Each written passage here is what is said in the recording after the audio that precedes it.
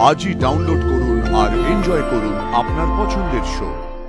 Your honour, আমার কাছে প্রমাণ আছে।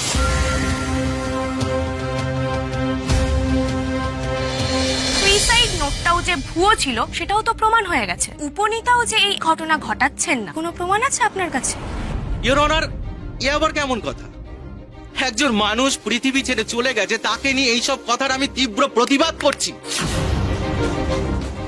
মিনিমাম মানবিকতা বোধটুকুও থাকবে না? আরশি দেবী, আপনি নিজেকে সংযত করুন। প্রমাণ ছাড়া কোনো মন্তব্য করবেন না। আমি দুঃখিত ইওর অনার, কিন্তু উপনীতা দেবী যা যা লিখেছেন সুইসাইড নোটে সেগুলো সবই যে সত্যি। সত্যি নয়? আত্মহত্যা করার মুহূর্তে কোনো মানুষের মিথ্যে বলার মতো অবস্থা থাকে না। আর উপনীতা দেবী অযথা মিথ্যে বলবেন কেন? আমাদের ফাঁসানোর জন্য। আমাদের ফাঁসানোর তো কম চেষ্টা উনি করেননি।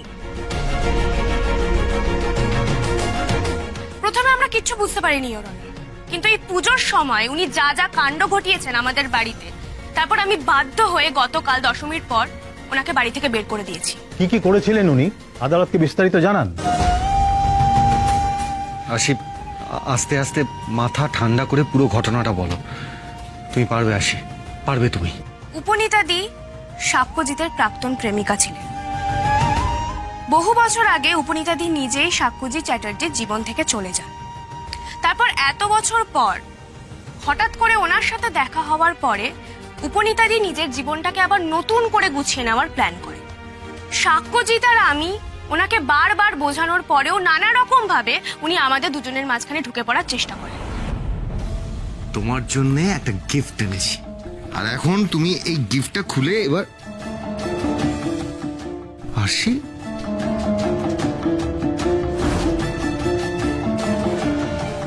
দেখো, আমি আজকে তোমার জন্য লেবু চাই বানিয়ে এনেছি। দেখো উপনি, এই তো।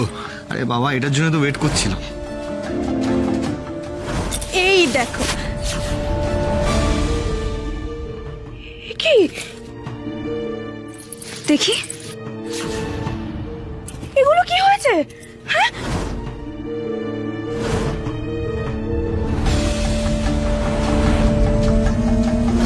অবশেষে দশমীর দিন নিচে যখন সিঁদুর খেলা হচ্ছিল, তুমি একবার আমার কাছে এসে তো দেখো।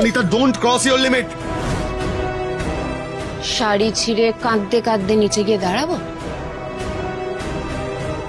বলবো যে আমাকে একা পেয়ে তুমি বিছানায় টেনে নিয়ে যেতে চাইছো?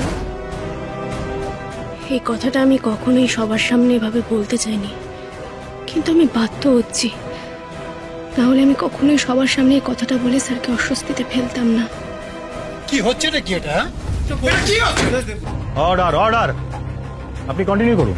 এই ঘটনার পর আমি আর নিজেকে সামনে রাখতে পারিনি। আর কি করে পারতাম বলুন তো? কোন স্ত্রী অসভ্যতাটা সহ্য করবে? এরপরেই আমি ওনাকে ঘাড় ধাক্কা দিয়ে আমাদের বাড়ি থেকে বের করে দিই। তারপর উনি বাইরে গিয়ে সিন ক্রিয়েট করেন সবার সামনে, যে ভিডিও অলরেডি আপনারা দেখেছেন। এবার বলুন, আমি কি কিছু ভুল করেছি? নাকি ওনার এই স্বভাব চরিত্র দেখেও মুখ বুজে ওনাকে এই বাড়িতে রেখে দেওয়া উচিত ছিল? আরশি তো সবটাই সুন্দর করে গুছিয়ে বলল। এরপরেও কি আমাদের শাস্তি হবে? আসল সত্যিটা কেউ জানবে না? আমার কেরিয়ার কি এখানেই শেষ হয়ে যাবে?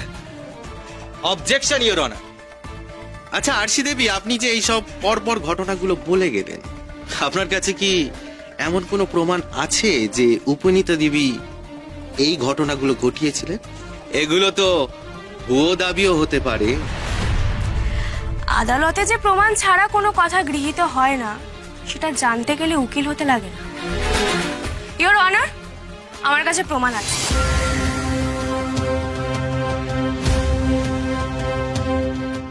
বলতে পারেন আমাদের অজান্তেই আমাদের হাতে প্রমাণ চলে এসেছে, মা দুর্গার কৃপায়।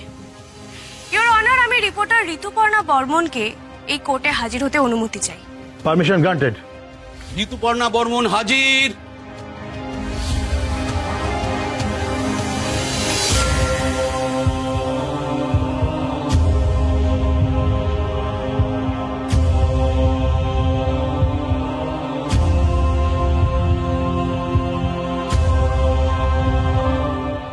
ইওর অনার, গতকাল এই ঘটনার সময় আমিও চ্যাটার্জি বাড়িতে উপস্থিত ছিলাম। আপনার যা বলার উইটনেস বক্সে এসে বলুন প্লিজ।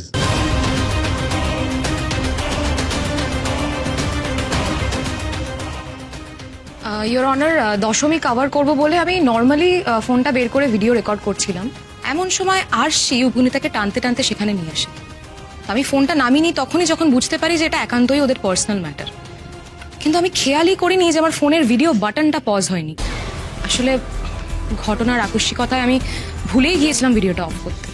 তারপর বাড়ি গিয়ে খেয়াল করি যে এই পুরো ঘটনাটাই আমার অজ্ঞাতে আমার ফোনে সবটা রেকর্ড হয়ে গেছে। ইওর অনার, আমি চাইলেই ভিডিওটা কোর্টে আগেই প্রডিউস করতাম, কিন্তু ভিডিওটা খুব একটা স্পষ্ট নয়, কারণ ঋতুদি ক্যামেরাটা নামিয়ে নিয়েছিল, তাই অ্যাক্টিভিটিগুলো খুব স্পষ্ট নয়।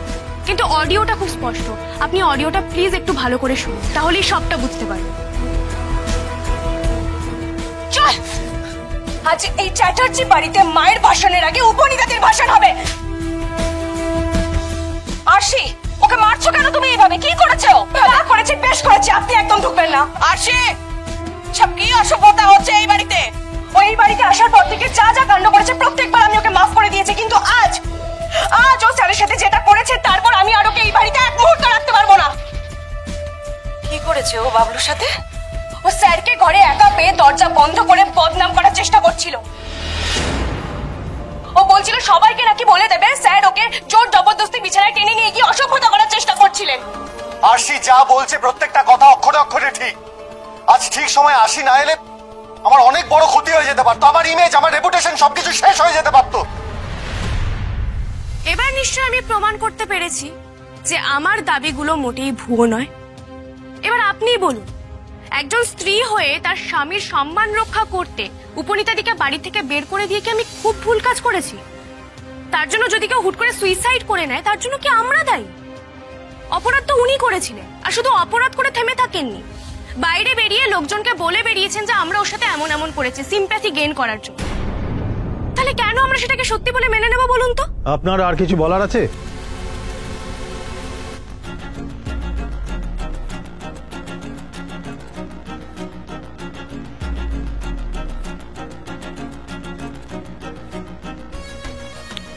সব দিক বিচার বিবেচনা করে এই আদালত অভিযুক্ত সাক্ষ্যজিৎ চ্যাটার্জি এবং আরশি চ্যাটার্জিকে উপযুক্ত প্রমাণের অভাবে বেকসুর খালাস ঘোষণা করছে।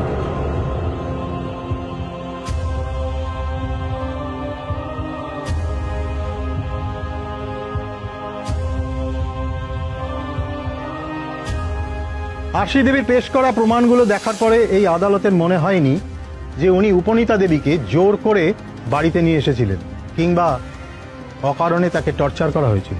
তাই এই আদালত পুলিশকে আদেশ করছে এই কেসটার আরো চুলচেরা তদন্ত করে সত্যিটা সকলের সামনে নিয়ে আসতে।